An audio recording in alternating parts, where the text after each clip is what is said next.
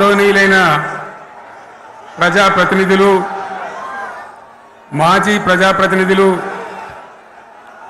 లక్షలాదిగా తరలివచ్చిన ప్రియతమ కార్యకర్తలు, సైకిళ్ల మీద, ఎడ్ల బండ్ల మీద, పాదయాత్ర పథికులుగా అనేక పద్ధతుల్లో అనేక ప్రాంతాల నుంచి ఈ సభకు విచ్చేసిన ప్రతి ఒక్కరికి పేరు పేరున వందనం, శుభాభివందనం.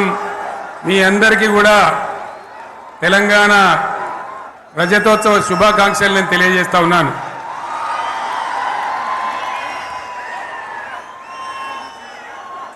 జననీ జన్మభూమిశ్చ స్వర్గాదపి గరీయసి. ఇది శ్రీరామచంద్రుడు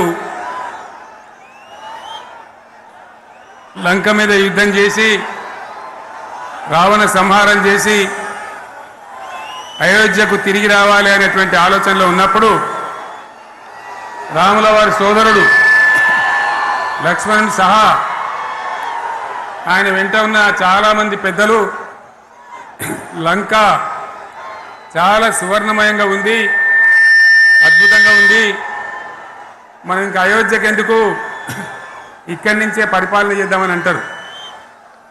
దానికి శ్రీరామచంద్రుల వారు ఒప్పుకోలేదు. ఆయన చెప్పిన మాట ఏంటంటే, కన్న తల్లిని జన్మభూమిని మించినటువంటి స్వర్గం ఏది కూడా ఉండదు, కాబట్టి మనం అయోధ్యకే తరలిపోవాలని చెప్పి మళ్ళీ అందరిని తీసుకొని అయోధ్యకు రావడం జరిగింది. అదే స్ఫూర్తితోని చాలా గందరగోళ స్థితిలో ఉన్నటువంటి, దిక్కు తోతని స్థితిలో ఉన్నటువంటి, ఆత్మహత్యలకు ఆలవాలమైనటువంటి, వలసలకు నిలయమైనటువంటి ఒక ఘోరమైన ఆపదలో వలసవాదుల విషకవిగిలిలో చిక్కి నలిగిపోతున్న తెలంగాణ రాష్ట్రాన్ని ఎట్టి పరిస్థితుల్లో విముక్తి చేయాలని, స్వరాష్ట్రం సాధించాలని, జనని జన్మభూమిని మించిన వేరేది లేదని చెప్పి నేను ఒక్కడిగా బయలుదేరి ఆనాడు తెలంగాణ ఉద్యమానికి శ్రీకారం చుట్టడం జరిగింది. 25 ఏళ్ల క్రితం, దయచేసి మీరు గొడవ బంద్ చేయాలి ఏమనుకోవద్దు, సభలో చాలామంది ఉన్నారు, లక్షల మంది ఉన్నారు, మీరు ఆపాలి ప్లీజ్. ఒకటే మాట బంద్ చేయాలి, గొడవ బంద్ చేయాలి, ప్లీజ్ స్టాప్. సో ఆ విధంగా 25 ఏళ్ల నాడు ఎగిరినటువంటి జెండా ఈ గులాబీ జెండా. చాలామంది బంద్ చేయాలి, ఏ బాబు బంద్ చేయాలి బాబు.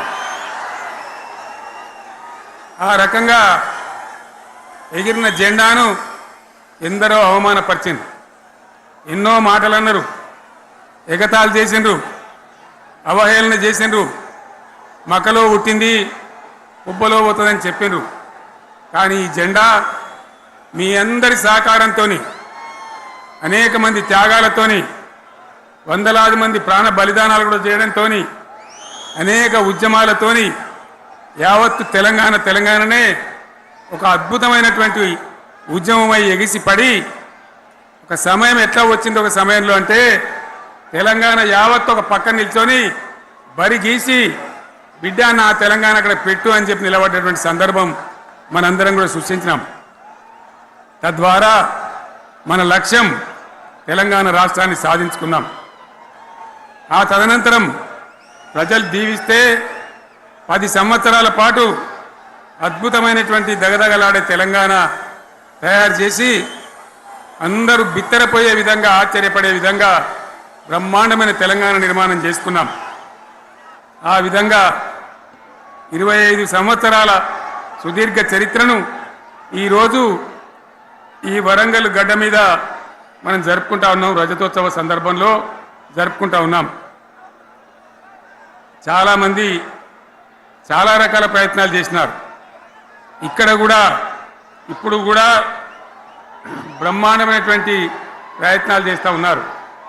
నేను ఒక్కటే మాట చెప్తా ఉన్నా, ఈ గడ్డకు ప్రత్యేకత ఉంది. ఇది రాణి రుద్రమ్మ ఏలిన వీరగడ్డ, సమ్మక్క సారక్కల పోరుగడ్డ, బమ్మెర పోతన కవితా మాధుర్యం పండించినటువంటి జీవగడ్డ. ఈ వరంగల్ నేలకు నేను వందనం చేస్తా ఉన్నాను. మన అమరవీరులకు శిరస్సు వంచి నివాళులు అర్పిస్తా ఉన్నాను.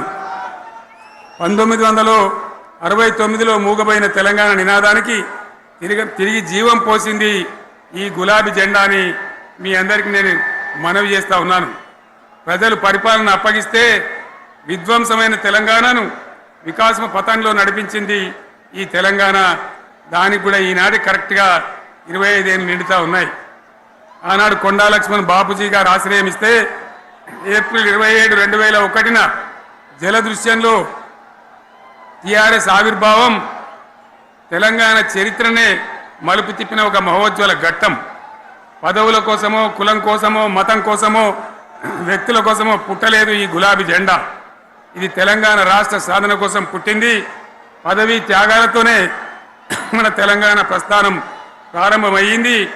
అది ఫలించి మన సొంత రాష్ట్ర కళ కూడా నెరవేరిందని నేను మనవి చేస్తా ఉన్నా. ఆనాటికి అలుముకున్నటువంటి చీకట్లను పారదోలడానికి, ప్రజల్లో విశ్వాసం కల్పించడానికి, ఆత్మవిశ్వాసాన్ని పెంపొందించడానికి నేను ఒక మాట చెప్పిన ఆ రోజు మీ అందరికీ కూడా గుర్తుండాలి.